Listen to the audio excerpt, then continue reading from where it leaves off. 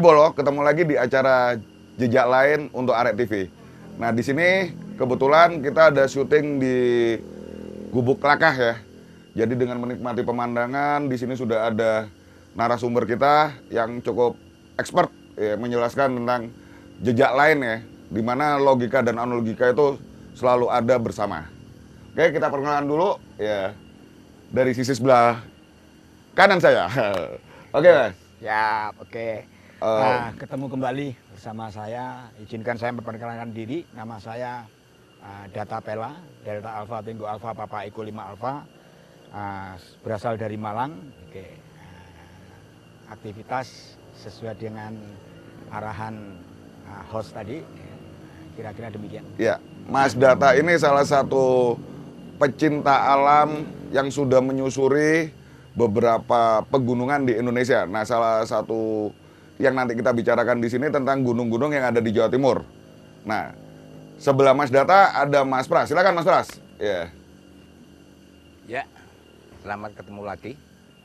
Kebetulan saya dapat undangan dari Pak Erwin untuk sekedar mungkin bincang-bincang mengenai kegiatan yang lalu. Kebetulan saya banyak kegiatan di sungai. Nah, Mas Pras ini Bolo, ini dulu pernah zaman ABG-nya, ya, itu menyusuri Sungai Brantas dan Sungai Bengawan Solo.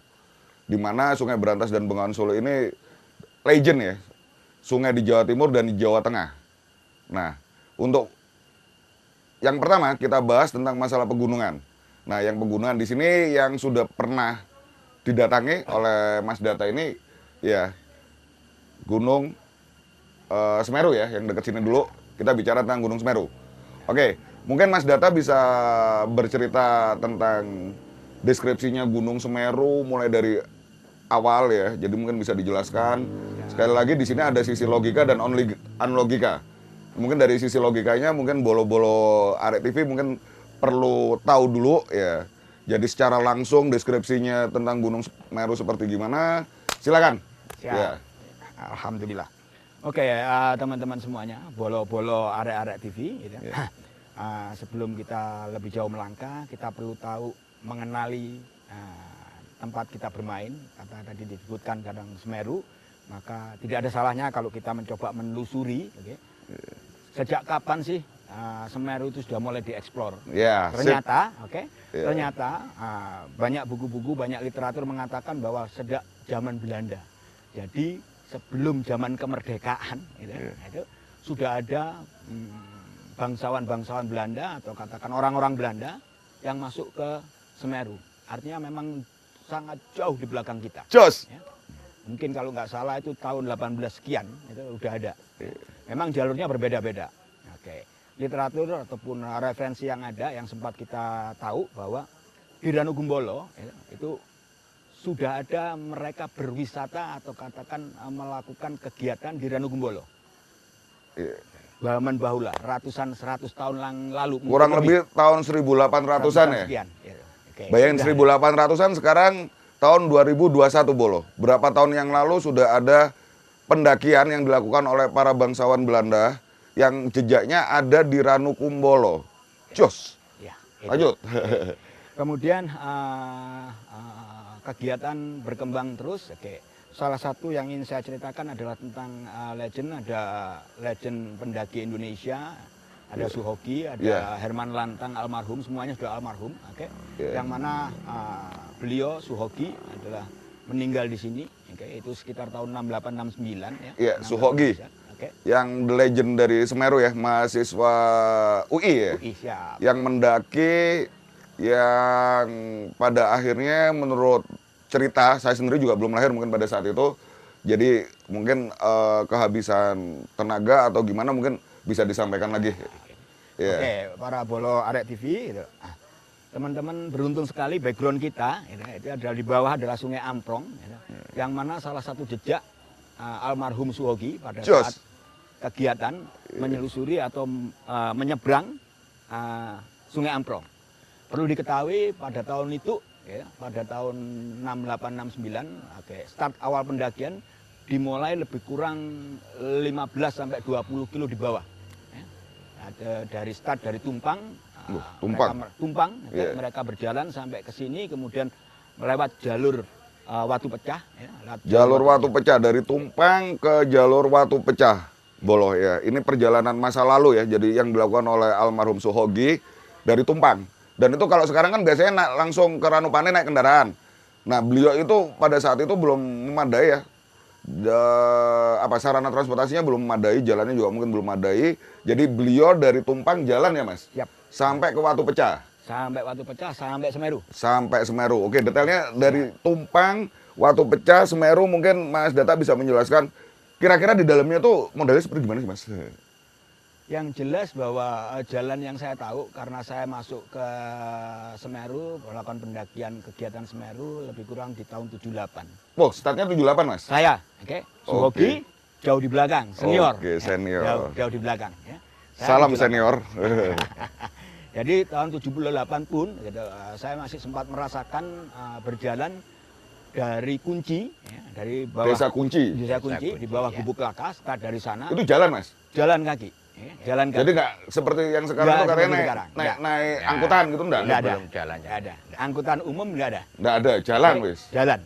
Memang jalan sudah terbangun rintisan ya, dari Gubuk Laka, ya, dari ujung sana di atas Gubuk Laka kalau nggak salah ingat, sampai ke Ranupane.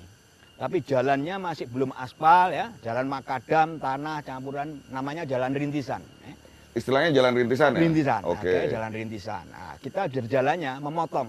Ya, pada saat itu. Nah, kita enggak juga waktu itu pertama kali saya ke Semeru tidak lewat Watu Pecah. Tidak lewat Watu Pecah. Tidak lewat Watu Pecah, lewat Ranupane tetap. Ya, lewat Ranupane maka kita. Jadi pertama kali perjalanannya Mas Data ke Semeru Ranupane. Ranupane. Oke, lanjut. Jalan dari Desa Kunci. Desa Kunci ke Ranupane. Siap. Bolo ya. Oke. Jauh itu. Bener serius. Kalau apa ya coba aja. Lanjut Mas. Oke, kemudian jalan ini masih jalan-jalan makadam. Ya. Makadam itu tatanan batu, kemudian campur tanah. Oke, memang ada beberapa kendaraan milik pribadi mungkin ya, kendaraan. Kalau nggak salah ingat kalau sahabat-sahabat para arek bola-bola arek TV masih ingat ada Colt T120. Yeah. Nah itu yang bagong. Bagong, nah, ya. itu, Lampu bagong. lampu bagong, betul. Yeah. Itu legend juga itu ya. Yeah. Legend juga. Mungkin itu, Bolo juga ngerti kalau yang cinta otomotif ya, ada mobil zaman dulu ya, mata belok ya. Kalau istilahnya mata bagong ya, angkutan mata bagong. Oke, lanjut Mas.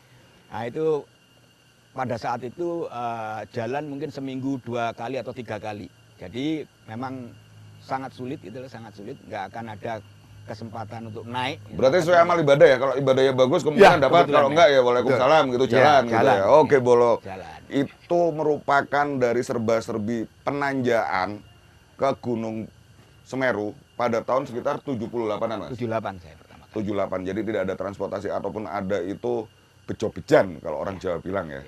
Nah, lanjut Mas, ini luar biasa ini. Kita dapat narasumber yang lama sampai sekarang masih digeluti tentang masalah pegunungan. Ya, rezeki buat kita semua, buat bolo-bolo Arek TV. Kita lanjutkan mendengarkan cerita Mas Data. Silakan Mas Data. Oke. Perjalanan waktu itu kita tempuh dari Kunci start pagi hari itu hampir malam itu bisa ngecamp di tengah perjalanan, atau kalau memang kuat kita bisa sampai ke Ranupane 1 hari penuh. 1 hari penuh. Dari Kunci ke Ranupane itu waktunya 1 hari penuh. 1 hari penuh. Luar Dengan logistik, bawa beban ya. Bawa beban. Tas karier zaman dulu. Iya, zaman dulu karyanya jadul-jadul. Nah, sekarang lebih enak. Kurang lebih berapa kilo, berapa bebannya itu Mas? Rata-rata kalau zaman segitu. Dengan logistik kurang lebih minimal lah istilahnya. Justru pada saat kalau zaman dulu logistik itu beratnya mungkin agak ringan. Oh, nggak terlalu berat. Nggak terlalu berat karena apa? Nggak banyak pilihan makanan, Pak. Oh, begitu. Gitu. Kalau hari ini makanan kita bisa milih. Ada kalengan masukin. Nah, selama kuat bawa, bawa. Zaman segitu kita yang penting cukup pilihan. aja ya. Yes, nggak banyak pilihan. Ya ini kisah ya perjalanan tahun 78 untuk pendakian ke Gunung Semeru yang dilakukan oleh beliau Mas Data ya. Yang sampai hari ini pun beliau juga masih aktif di dunia pegunungan. Nah, yang kita bahas kali ini adalah perjalanan awal dulu tentang Mas Data melakukan pendakian pertama ke Gunung Semeru. Ya, di mana beliau juga ikut sempat ya perjalanan Suhogi Kilas Bali ya. Seperti itu. Oke? Nah, selanjutnya kita tunggu iklan dulu. Kita break dulu. Habis itu kita lanjut lagi ceritanya. Oke, Bolo? Jos.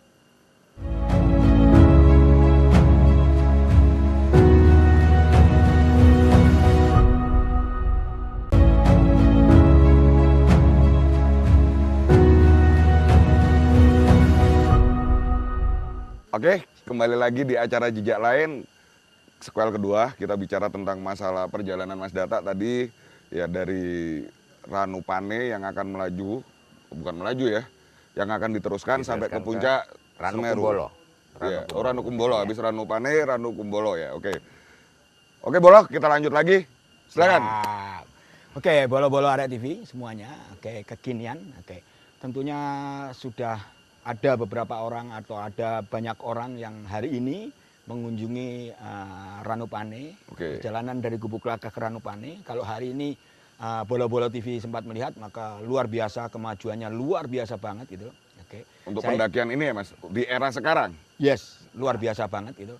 Zaman tahun 70-an, oke, 78 saya pertama Lebih tepatnya kali. 78 ya, Bolo? Oke. Oke, lanjut. Nggak ada bangunan-bangunan yang semacam sekarang ini sepanjang perjalanan. Semua pintu rumah banyak tertutup. Ya. Luar biasa. Artinya perkembangannya luar biasa. Memang udah era berpuluh tahun gitu, maka wajar kalau katakan ada peningkatan semuanya. Oke. Jadi kalau bahasa sekarang itu ngeri-ngeri nikmat ya? Siap. Mungkin ya, Mas Pras ini juga saya dengar juga ini juga sering juga ya berpartner sama Ya, Mas Data di masa lalu ya? Sejak tahun 81 ketemu Mas Data dari Welirang itu kita sering naik bersama, termasuk ke Semeru. Ke Semeru. Iya. Berarti Mas Data ini bolak-balik dari start tahun 78 terus habis itu bolak-balik berulang kali wis. Alhamdulillah kita masih diberikan kesempatan. Alhamdulillah Bolo ya. Oke. Dalam seusia begini ya. The legend ini saya bilang ya. The legend, salah satu the legend pendaki Jawa Timur. Ya, Mas Data ini. Karena beliau tadi bercerita tahun 78, tahun 81 ketemu Mas Pras, ya. Berarti sebelumnya ya keduanya ini sudah pernah naik gunung, mungkin berbeda gunung. Ya, saya ketemu Dilala, kalau orang Jawa bilang dilala, secara kebetulan ketemu tahun 81-an. di Gunung Welirang. Ketemunya malah di Gunung Welirang. Di Gunung Welirang. Ya. Terus Oke, nanti sampai sekarang. season berikutnya kita bahas tentang Gunung Welirang, kita selesaikan dulu untuk Gunung Semeru yang dilakukan oleh Mas Data tahun 78-an. Sekarang Bolo bisa membandingkan antara tahun 78 dan tahun 2021. Seperti yang tadi disampaikan sama Mas Data bahwa tahun 78 kondisinya tidak seperti sekarang ini. Kalau bahasa sekarang ngeri-ngeri nikmat coy, gitu ya. Lanjut Mas. Siap, oke. Oke, perjalanan dari Gubuk Lakah menuju Ranupane, kita memotong jalur transportasi yang ada. Ya, biasanya kita langsung masuk ke namanya ada Brak 1, Brak 2 sampai Brak 4 kalau nggak salah. Ya. Brak 1 itu ada di bawah Coban Pelangi. Ya, di bawah Coban Pelangi ada sumber air di sana. Oke. Iya. Nah itu perjalanan kita biasanya kita ngisi air di Brak 1 itu. Coban Pelangi ini ya? Di bawah Coban Pelangi. Oh, di bawahnya malah? Ya. Maaf. Sedikit di atas Coban Pelangi. Setelah Coban Pelangi. Setelah Coban Pelangi, ya. Brak 1. Brak 1. Oke. Ya, itu tempat untuk mengambil air. Oke. Oke, lanjut Mas. Kemudian kita masuk memotong ke arah kiri, gitu. Masuk ke hutan-hutan, gitu, ke hutan-hutan. Jadi tidak melalui jalur yang sudah ada hari ini, gitu. Tidak melalui itu. Oke, di sana kita ya di dalam hutan, benar-benar di dalam hutan, ya, benar-benar di dalam hutan yang luar biasa cukup rapat pada saat itu ya, pada saat itu. Oke. Sampai ke Ranupane. Oke. Ranupane. Jadi perjalanan dari Brak 1 ke Ranupane kurang lebih itu berapa jam, Mas? Kalau kita start katakan pagi hari setelah sarapan, ya mungkin sore hari kita baru bisa nyampe ke Luar biasa. Ranupane. Oke. Jauh ternyata di masa lalu itu penanjakan ke Gunung Semeru itu ya lumayan lama ya. Ya, siap. Oke, lanjut. Oke. Ranupane. Ranupane. Oke. Biasanya, zaman-zaman segitu jarang sekali teman-teman yang berkegiatan atau mendaki untuk turun ke ranunya, ke danonya. Oh, ke danonya. Yes, jarang Dano sekali. Pane. Ranupane-nya, Ya, Dano Pane-nya. istilahnya. Pane, Ranu ya. kan berarti dano. Yes. Dano Pane. Oke. Oke, Bolo. Danau Pane. Itu kalau bahasa Indonesia. Tapi yang sekarang lebih ngehits Ranupane. Lanjut, Mas. Biasanya kita keluar, masuk perkampungan Ranupane itu ada di atas danau. Perkampungan Ranupane ada di atas danau. danau. Berarti ini perkampungannya, ini danaunya? Yes. Oke. Demikian ilustrasinya. Lanjut, Mas. Namanya kalau nggak salah Bodokasu itu ya. Nah, daerah namanya Bodokasu itu. Jadi perumahan pertama. Rumah pertama dari penduduk. Nah, kita keluar masuk perkampungan pertama.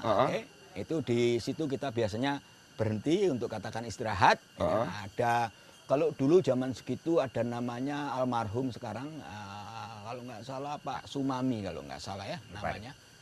Pak Sumami itu bisa dibilang penduduk lokal. Penduduk lokal yang biasanya buat ngepos kita untuk para pendaki. Jadi tidak turun ke bawah, tidak turun ke daerah Ranu. Ya. Jadi luar biasa Boloh. Zaman segitu sudah ada yang namanya kebaikan penduduk lokal untuk menerima semua kedatangan pendaki yang akan melanjutkan perjalanan ke Puncak Semeru, bukan gitu? Yes. Alhamdulillah. Jos Indonesia. Oke, lanjut, Mas.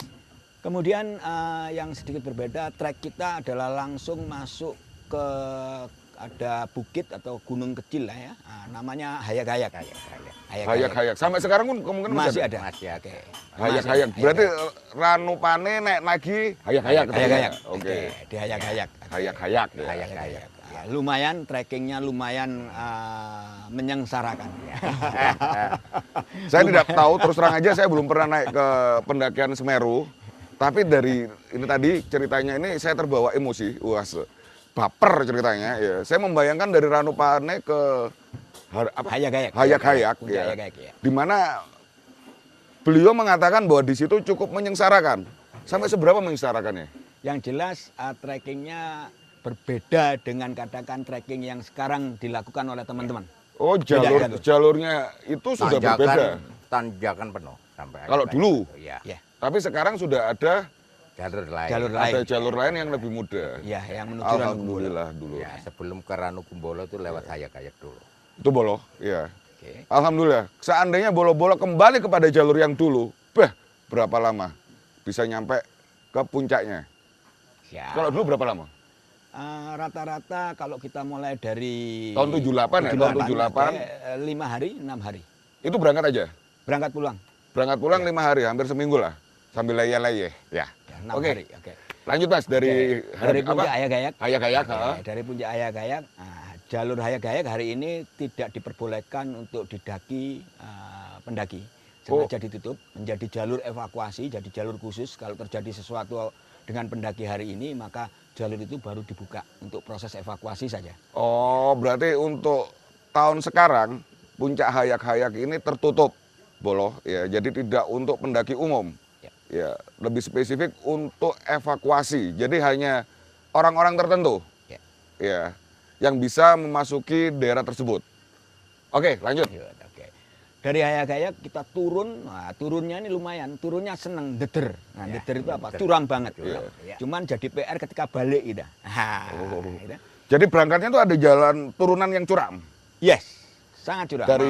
Dari Hayak-Hayak ke Hayak-Hayak ini, kalau dulu ya, kalau sekarang kan Hayak-Hayak tertutup. Kita cerita dulu, Hayak-Hayak itu ada jalur lagi turun, curam. Kurang lebih berapa kilometer? Kalau turun lebih kurang kita bisa turunin sampai dasarnya, sampai katakan. Itu harus kita lewati, dasarnya harus kita lewati. Sampai turun sampai katakan dari Hayak-Hayak sampai Ranukumbolo sampai menyentuh airnya, lebih kurang pada saat itu 2 jam. 2 jam perjalanan. 2 jam perjalanan. Dengan kondisi perjalanan yang menyengsarakan itu. Iya. Menyengsarakan. Namanya daerah itu namanya adalah Klosot. Klosot. Ya, kemungkinan karena tidak bisa berdiri harus ngelosot tuh. Ngelosot. Bahasanya klosot. Kalau sekarang ngesot. Ya. Oke. Perjalanannya menyengsarakan dan biasanya itu ada adegan ngesot. Itu di masa lalu. Kalau sekarang bolo-bolo yang ke sana belum tahu ya. Nanti bisa kirim koresponden ke kita. Kita bisa ngobrol lagi lebih panjang kali lebar bersama bolo-bolo yang saat ini menyaksikan acara ini. Lanjut. Kita bisa masuk ke Ranukumbolo, kita bisa menikmati situasi Ranukumbolo. Dari Hayak-Hayak Ranukumbolo. Siap, ya. Ya. Oke. Oke. Ranu berarti Danau lagi. Danau lagi. Oke. Saya mau cerita flashback, beberapa tahun yang lalu masih ada, tapi hari ini saya belum tahu situasi terakhir. Dulu Iya. belibis banyak di danau itu, luar biasa. Burung belibis. Belibis, ya. Cukup banyak. Mas Data, saya boleh tahu nggak kira-kira Ranu Kumbolo itu di ketinggian berapa? Di ketinggian lebih kurang di 2.400 meter DPL. 2.400 mdpl ada burung belibis. Wow, keren. Lanjut. Oke. Itu dulu ya? Dulu. Tapi kalau sekarang belum tahu. Saya kondisi terakhir, saya terakhir naik sampai puncak itu lebih kurang sudah 6 tahun yang lalu ya. Lebih. Itu masih ketemu belibis? Nggak ada. Oh, belibisnya udah nggak ada dari 6 tahun yang lalu. Mungkin belibisnya lagi pada pulang ke kampung. Jadi kali-kali aja nanti pas bolo-bolo naik lagi ada belibis lagi. Itu bukan hal yang baru. Udah lama. Udah lama. Ya. Cenderung kabut ya. Oke, lanjut.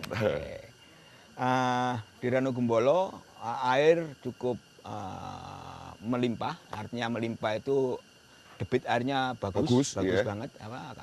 Itu mandi buat minum bisa? Ya. Bisa. Oke. Oke. Ranu Kumbolo Siap. 2.400 kurang lebih ya, Kurang, ya. 2.400 mdpl. Ya. Oke. Tinggi. Lanjut. Dingin. Nah, yang pasti Iya. pasti dingin ya. Iya. Dingin banget gitu karena itu ada di lembahan. Oke. Terus lanjut. Ada di lembahan itu kabut.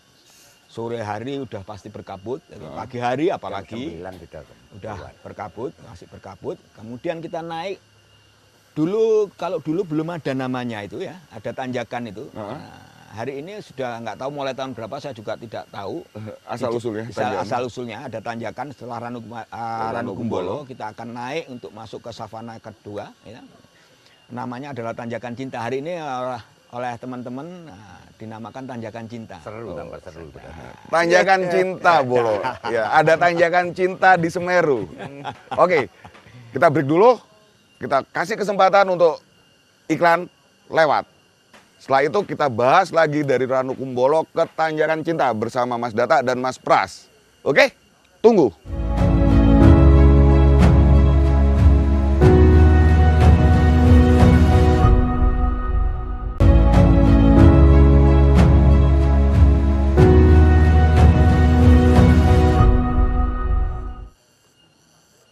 Hai Bolok, masih bersama saya di acara Jejak Lain. Kita lanjut untuk perjalanan pendakian Gunung Semeru di awal 1978 yang dilakukan oleh Mas Data, dan di sini juga ada Mas Pras ya. Ini juga teman ya, partner pendakiannya Mas Data di masa lampau di era tahun 80-an. Bisa dibayangkan tahun 80-an Bolo dengan kondisi transportasi, kondisi alam yang tidak seperti sekarang ini. Beliau-beliau ini sudah mendaki. Terus terang aja buat saya itu, wow, medeni. Ya. Oke, kita lanjut lagi ke Mas Data. Ya, tadi di session sebelumnya pada Tanjakan Cinta. Siap. Ya, mungkin lebih detail Tanjakan Cinta. Kenapa Tanjakan Cinta? Mungkin bisa disampaikan kurang lebihnya kira-kira seperti ini. Nah, oke, lanjut Mas Data. Oke.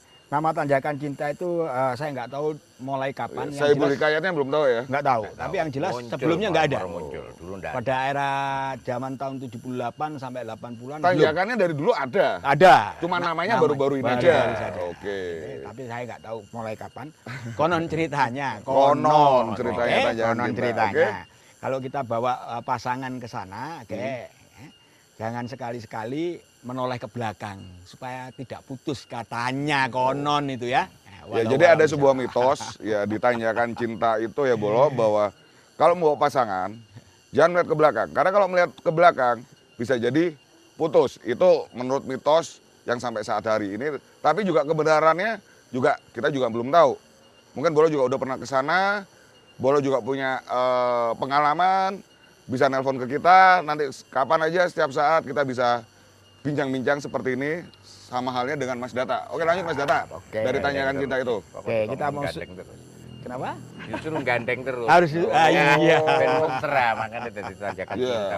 Mungkin karena jalurnya dari Jalurnya mendaki ya nanjak lumayan yang nge-trek itu. Jadi di Tanjakan Cinta ini tanjakannya benar-benar lumayan. ya. Ya, lumayan. Oh iya. Oke. Bisa jadi Mas Pras Iya, ya. siap. Jadi nek wong Jawa ngomong kudu gocean, nek gak gocean Ucul. Bocul. jatuh, ya. Brosot. Ya. Oke, lanjut. Dari Oke. Tanjakan Cinta ke Kita atas lagi.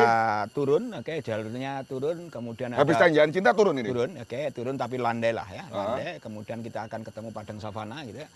Kalau musim habis musim kemarau ke musim awal penghujan luar biasa, gitu, bisa hijau, kemudian mulai tumbuh Savana ini ceritanya. yes, oke. Oke. Kemudian bisa tumbuh banyak beberapa edelweiss gitu kelihatan ya musim. Kalau edelweiss. kemarau kosong, kebakar kayak kebakar.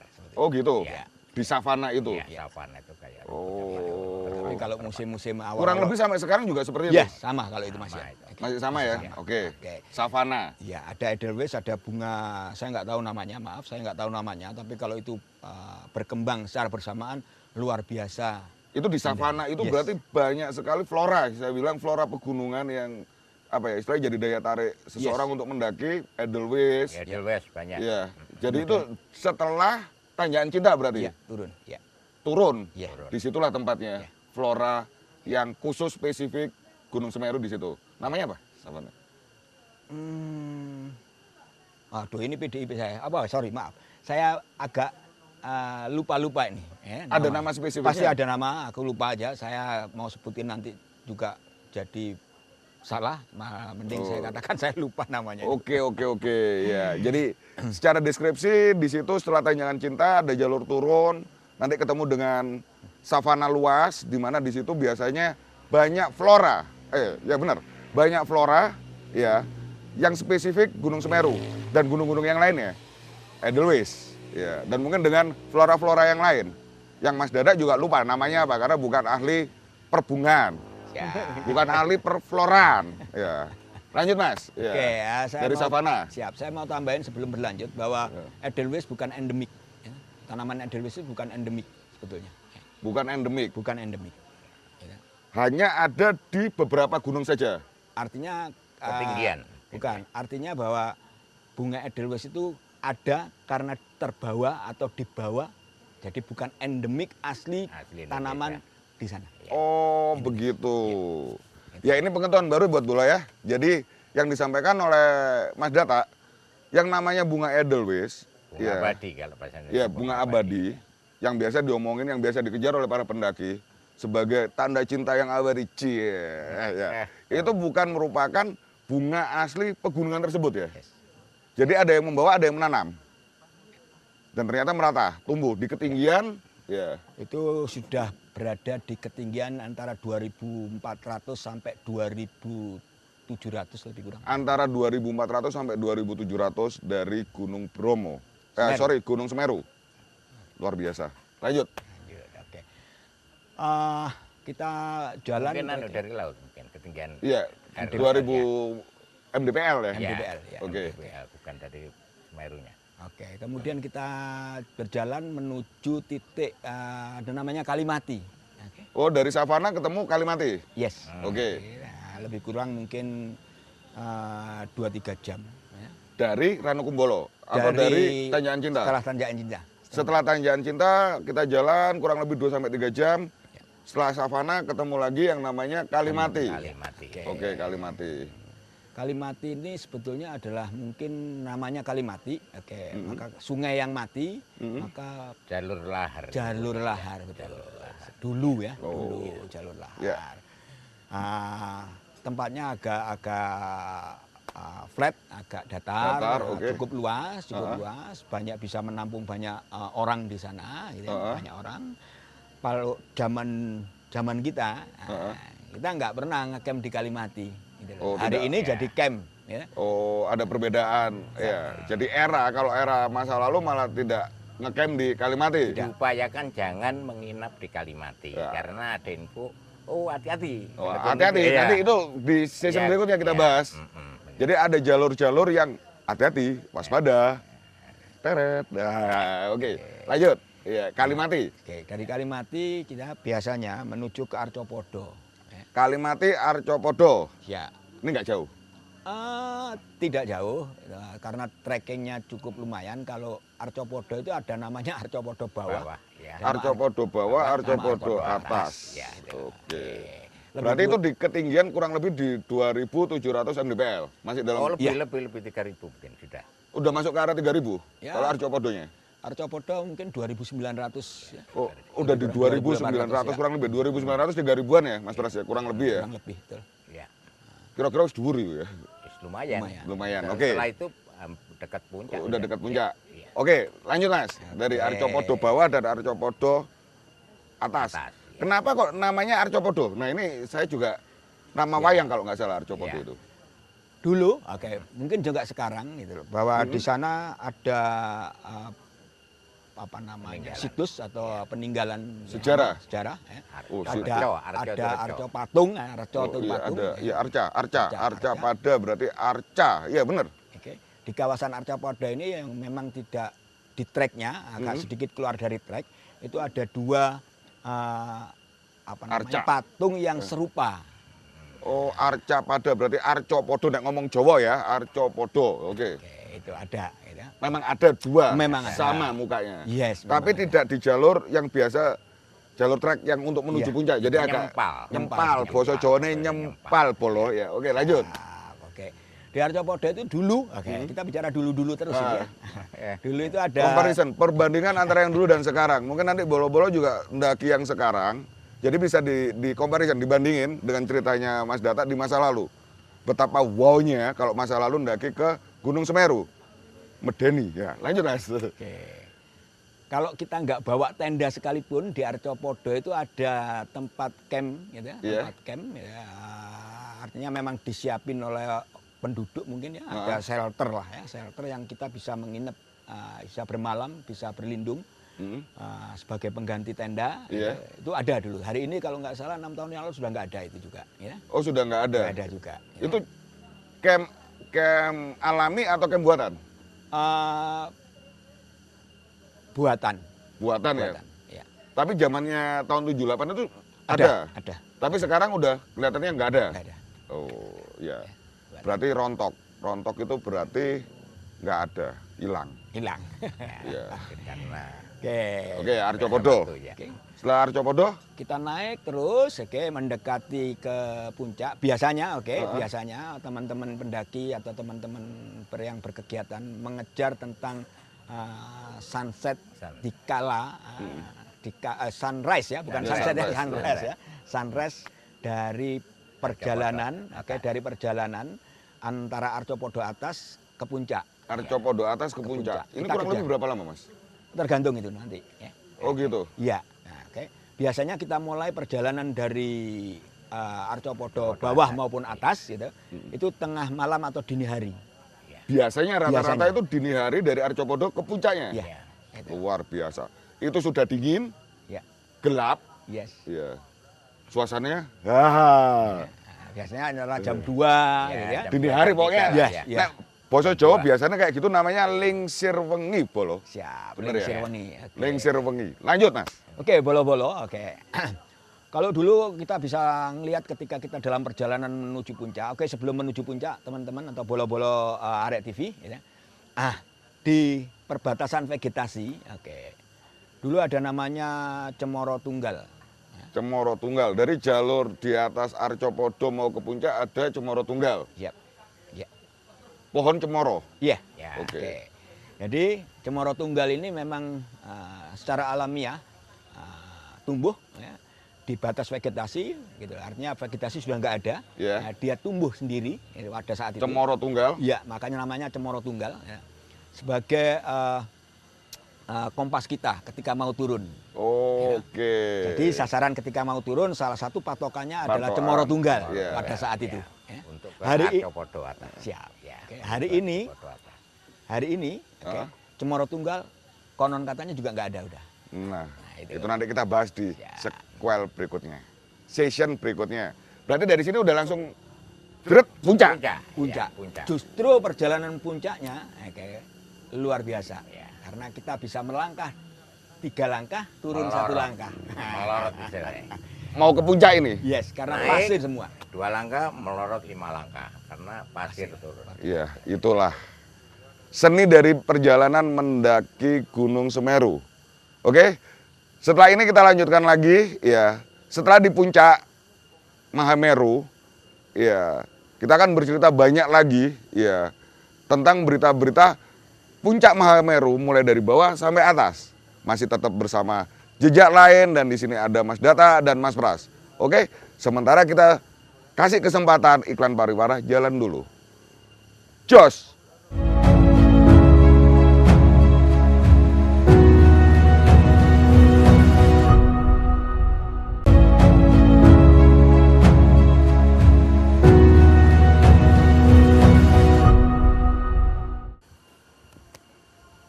Oke, Boloh, kita masih di acara Jejak Lain untuk cerita Gunung Semeru oleh Mas Data dan Mas Pras.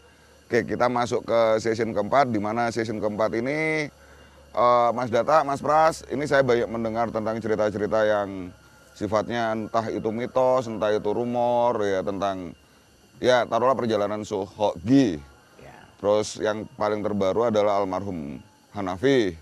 Terus ada cerita banyak lah, ya itu mungkin sepanjang perjalanan Mas Data ya, dari tahun 78, Mas Pras dari tahun 81 di Semeru hingga sekarang mungkin apa ya, kekhususan atau memang ada suatu hal yang spesifik selama panjang perjalanan tentang kaitannya dengan rumor atau mitos tersebut, mungkin bisa diceritain, Mas. Silakan. Oke, pada zaman tahun 70-an 8 mungkin sampai hari ini masih ada berkembang gitu ya. Kita sering mendengarkan cerita bahwa ada manusia kerdil, manusia kecil ya. Manusia kerdil di area Semeru, di Semeru, area tepatnya di Kalimati sampai Arcopodo. Antara Kalimati sampai Arcopodo. Yes. Yang dari tahun 78 mungkin hingga kini ada ya, mungkin. cerita. Tapi, ya, ada cerita, kisah ya. Ada cerita, yang sering bercerita tentang ada manusia kerdil. Gitu ya. Ya. Oke, tapi mereka hanya melihat ngilang. Oh gitu ya. Seperti itu. Itu pertama. Yang kedua mungkin juga banyak juga rumor-rumor ataupun pengalaman-pengalaman yang lain dari teman-teman yang kebetulan berkesempatan mendaki, ditolong oleh katakan orang yang sudah pernah dan meninggal. Betul. Gitu. Itu konon ceritanya. Gitu. Itu saya juga mendengar itu yang cerita terbaru adalah almarhum Mas Hanafi ya, yang itu yang menolong salah satu pendaki yang hampir tersesat gitu. Ini mungkin nanti bisa dijelaskan di session berikutnya ya. Jadi untuk session ini apa yang Mas Data, Mas Pras lihat ya atau yang dirasakan sepanjang perjalanan. Jadi di apa ya, dalam kehidupan ini kan ada satu yang namanya logika dan satu logika itu datangnya bersamaan. Ya. Jadi dari hati kita, logika kita ini kan datangnya juga bareng-bareng. Mana yang logika, mana yang tidak logika. Nah pada saat ketemu yang tidak logika, gitu ya. Jadi mungkin saat ini, mungkin yang tidak logika yang sering ditemui, atau ada tanda-tanda berasa atau gimana, mungkin Mas Data, Mas Pras bisa nyeritain ya. Siap. Oke, saya mau sharing tentang pengalaman pribadi saja. Asik. Jadi bukan yang kulak jari apa jari ya, oke. Di Semeru ini ya Mas? Semeru. Oke. Oke. Semeru di era tahun 78-an ya, sampai 80-an, yang mana ketika saya perjalanan pulang, pada saat itu saya melakukan kegiatan, kalau hari ini istilahnya solo hiking. Solo ijen berarti. Ya, kalau dulu budal ijen, tatak ijen cari wong Jawa dulu. Kalau dulu nggak tahu namanya, pokoknya jalan saja. Oke, 78 ya? Yes, itu setelah 78. Ketika saya pertama kali saya berlima. Solo hiking ya. Saya sudah berlima. Pertama kali naik Semeru saya berlima dengan teman-teman. Nah, itu kali yang keberapa saya berkesempatan. Kesayangannya Pak Supari. Oh iya. Saya berkesempatan menjaga pondok pendaki. Ya, oke. Saya berkesempatan untuk melakukan kegiatan sendiri. Naik ke puncak Semeru sendirian. Yes, Istimewa. Oke, pada saat perjalanan pulang ya, dari puncak udah masuk ke Klosotan ini ya. Tadi saya bicara tentang Klosotan tadi yang jalannya luar biasa ya. Oke. Suatu di tengah perjalanan di Klosotan ini, saya merasa capek ya, saya berpikir saya harus istirahat, maka saya istirahat. Saya taruh tas ransel saya, tas ransel saya ambil satu batang rokok, Pada saat saya mau nyalakan rokok tersebut, tahu-tahu di depan saya itu gelap, tertutup kabut, putih semua. Putih, benar-benar putih. Pandangan sama sekali terhalang, nggak kelihatan apa-apa berarti? Tidak kelihatan apa-apa, yang saya lihat, yang saya masuk, terekam di benak saya, waduh, kabut. Ya, saya refleks pertama kabut. Kabut. Oke. Positif kabut. langsung saya berpikir apakah ini yang dikatakan embun upas, gitu. Embun Ya, upas. Jadi Embun yang mematikan kalau orang di Jawa. di Ranupane ya, itu ada namanya sampai hari ini itu namanya adalah embun upas, yang mana karena embun ini maka tanaman-tanaman kentang, wortel bisa mati. Oh gitu, karena embun ini. Nah, pada saat itu Sampai saat ini? sampai saat ini kali itu. Saat ini ya. Ini embun itu biasanya antara daerah Ranupane ini? Atau Ranupane ke atas atau Ranupane ke bawah? Ya ini lebih Yang banyak di Ranupane atas? Di Ranupane. Ya, di Oh. Ranupane. Embun itu kebanyakan datang di Ranupane ya? Kebanyakan. Oke, lanjut. Kemudian saya ngelamatin dengan pelan, tenang. 2 kali, ingat saya masih 2 kali untuk katakan saya merespon itu dan kemudian menyimpulkan. 2 kali saya menyimpulkan. Saat kejadian itu 2 kali kabut itu datang. Bukan. Jadi ketika saya lihat pertama adalah putih semua. Oke. Saya berkesimpulan, wah embun. Embun. Oke. Yang kedua, Setelah saya nyalakan rokok untuk katakan biarin saja. Oke. Saya nyalain rokok, 1 batang lagi, saya isep berapa isapan, lupa saya. Pokoknya saya nyimpulin lagi, embun lagi Mas. embun. Ya. Oke. Ya, oke. Langkah pertama adalah langkah pemikiran, logika pertama adalah kabut. Langkah pemikiran kedua adalah embun. Embun upas. Ya. Belum embun upas atau embun aja? Ya, artinya pada saat itu adalah embun, kemudian saya simpulkan apakah ini yang dikatakan embun upas. Oke. Kira-kira demikian. Ya, lanjut.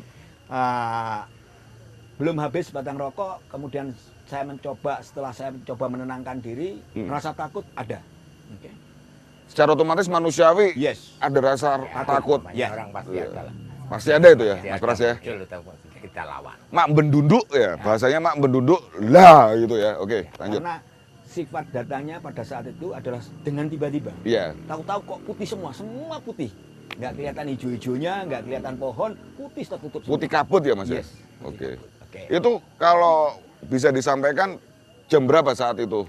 Kurang lebihnya jam ya? Itu menjelang mungkin jam-jam 3 lah. 3 sore. 3 sore. Oke, lanjut 3 sore. Sekitar jam 3 sore. Oke. Kemudian setelah saya mencoba untuk menenangkan diri, pelan-pelan saya amatin lagi. Yang saya lihat adalah karena saya beristirahat ada hamparan batu. Ya. Di depan saya itu ternyata ada batu. Oke. Batu itu kena air. Oke. Air ini kayak ditumbuhin jamur putih. Heeh. Sebagian daripada batu itu memang putih karena jamur. Ini ada batu gede. Ya. Di atasnya ada kayak seperti jamur putih gitu. Batu itu ditutup jamur. Oh, ditutupin, tertutup. Iya, Ya, oke. Jamur Semuanya atau separuh, sebagian, seperempat? saya lupa, tapi Sebagian. tidak semua. Oh, tidak semua. Jadi kelihatan masih ada batunya gitu. Iya, Oke. ada batunya. Oke. Nyata maksudnya bukan Nyata, sebuah bukan, bayangan bukan, ya. bukan. Oke, lanjut. Kemudian saya lihat, loh, kok embunnya juga nggak ada, yang putih tadi juga nggak ada. Jadi pada saat Mas Data itu ngeliat batunya, ting di situ kayak ada jamur di atasnya dengan warna yang sama seperti warna kabut itu. Seketika juga Mas Data melihat kiri kanan dan ternyata kabutnya hilang. Nggak ada. Ya. Seketika. Yes. Oke. Lanjut. Saya tidak berandai-andai, tapi kebanyakan kita terlalu cepat menyimpulkan. Gitu nje. Ya, jadi kemungkinan itu tanda tanyanya yaitu tadi secara sisi logikanya Ya, logikanya bisa lain. jadi kabut, bisa jadi embun upas itu ya, tapi sampai detik ini alhamdulillah Mas Data masih bisa ada kita cerita di sini berarti kan ya bisa jadi bukan embun upas gitu ya. Ya pastilah, bukan. Ya bisa Ya, jadi, tahu. ya bisa jadi kita bicara bisa jadi ya. Jadi ya. Bisa jadi seperti itu. Oke, Mas Data. Oke. Itu di mana di Semeru yang pengalaman saya pribadi. Oke. Oke. Sebetulnya ada hal yang serupa di pengalaman saya juga hampir sama, mirip-mirip ya, mirip-mirip seperti itu di gunung yang berbeda. Oh ya, nanti Nanti. untuk episode selanjutnya ada cerita lagi dari Mas Data. Oke, kita habisin dulu di sini ya untuk masalah hal-hal yang kadangkala itu membingungkan antara logika dan tidak logika seperti tadi nih. Ya. Contoh kasus ya. Kadangkala rasa ketakutan itu akan membawa rasa kekhawatiran yang lumayan tinggi pada seseorang. Lu Cuma ya. ketenangan akhirnya ya. Nah, seperti itu. Jadi logikanya muncul. nanti di season berikutnya mungkin ya itu tadi. Satu sisi mungkin hal-hal yang seperti itu mungkin ada. Seperti halnya tadi yang di awal disampaikan perjalanan Suhogi. Ya, itu ada. Sampai ada nampak tilas ya, Mas Data ya. memang ada. Jadi ada situs-situs atau ada hal-hal yang pernah terlewati, ada yang sudah pernah, ya memang ada, tapi jangan dianggap bahwa itu halangan mungkin ya. Jadi nanti mungkin di season berikutnya akan ada cerita lebih dalam ya Mas ya, Insya Allah. tentang ini. Oke, Ke gunung. sementara break dulu, ya kita kasih kesempatan iklan pariwara lewat dulu, ya habis itu kita bicara lebih dalam lagi tentang hal-hal yang apa ya, yang menakutkan ya, yang untuk kita sendiri kadang wow gitu ya. Nanti mungkin bisa dijelaskan lebih dalam sama Mas Data. Oke, tunggu ya, Bolo, jos.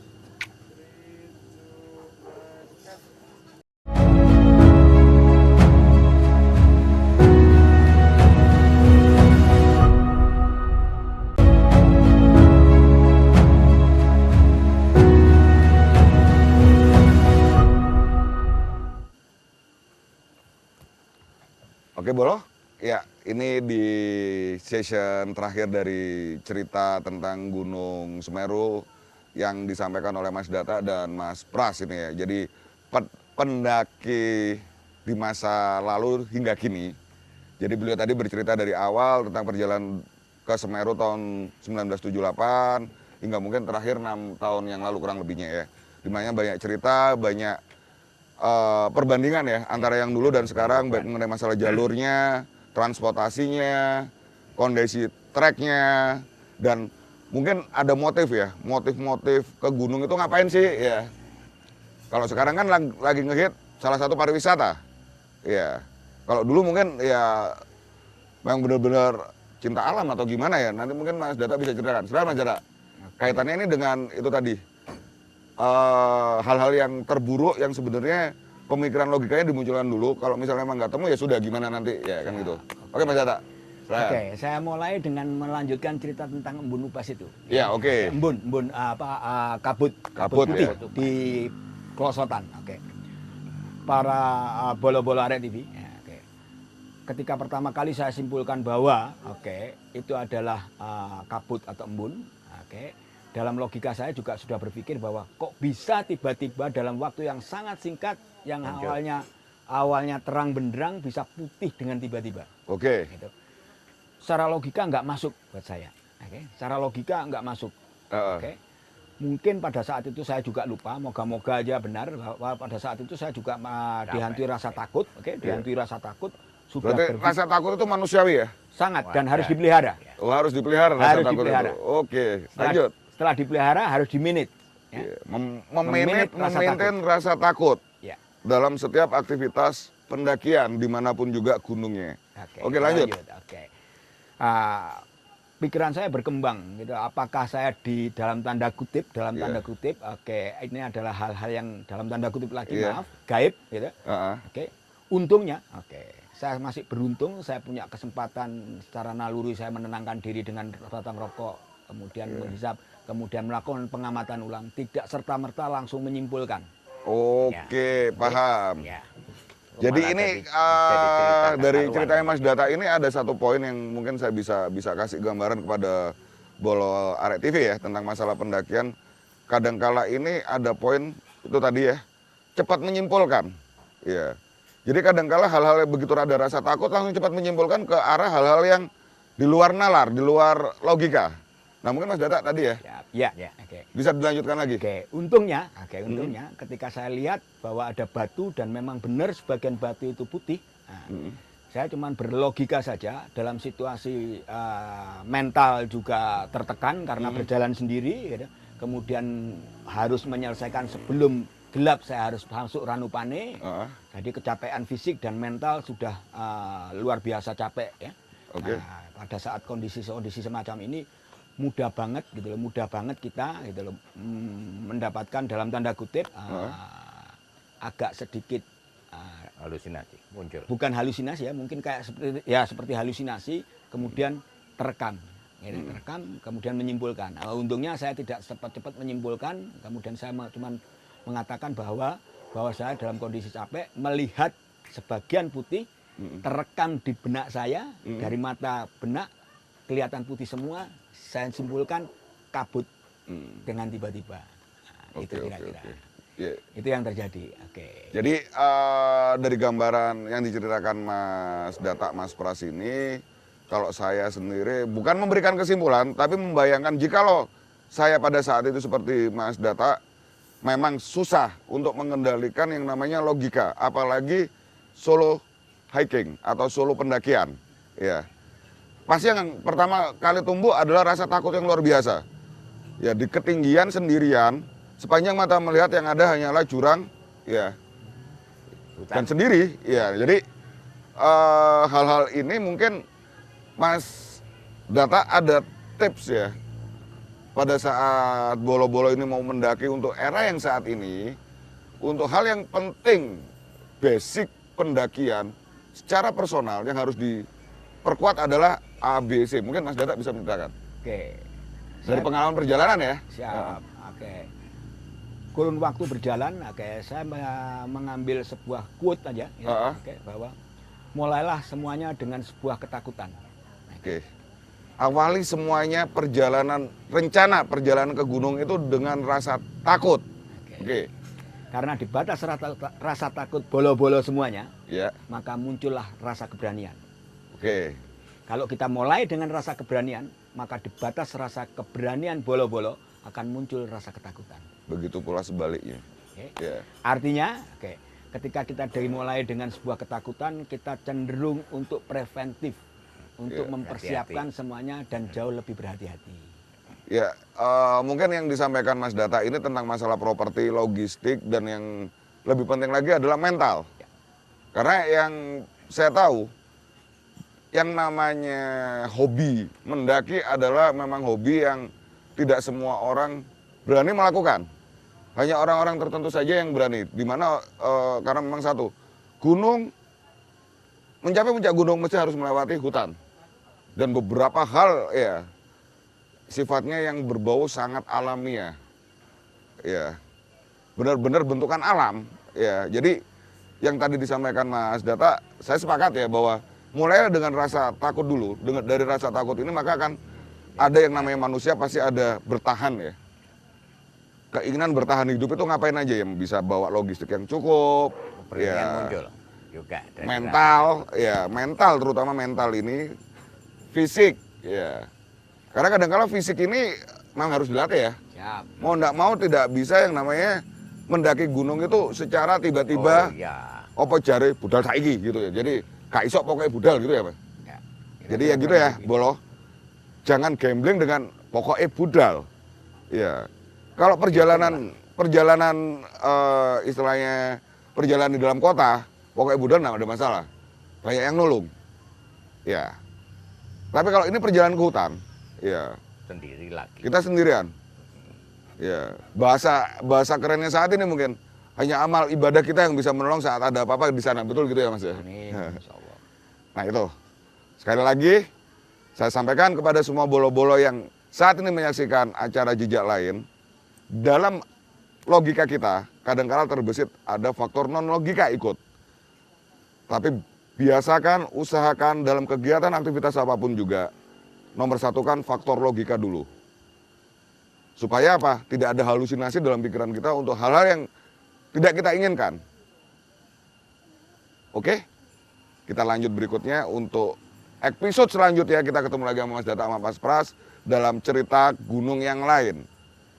Untuk acara Jejak Lain ini, Gunung Semeru, ya, ini mungkin sudah pada batas cukup ya. Ya. Dari awal sampai akhir penjelasannya, ya, kita akhiri, ya. Semoga bolo-bolo Arek TV Buat bekal lah. pada saat nanti melaksanakan perjalanan pendakian, apa yang disampaikan oleh Mas Data dan Mas Pras bisa diingat untuk keselamatan berangkat, pulang, ya, selamat tanpa ada kesulitan apapun juga. Oke? Jos! Just.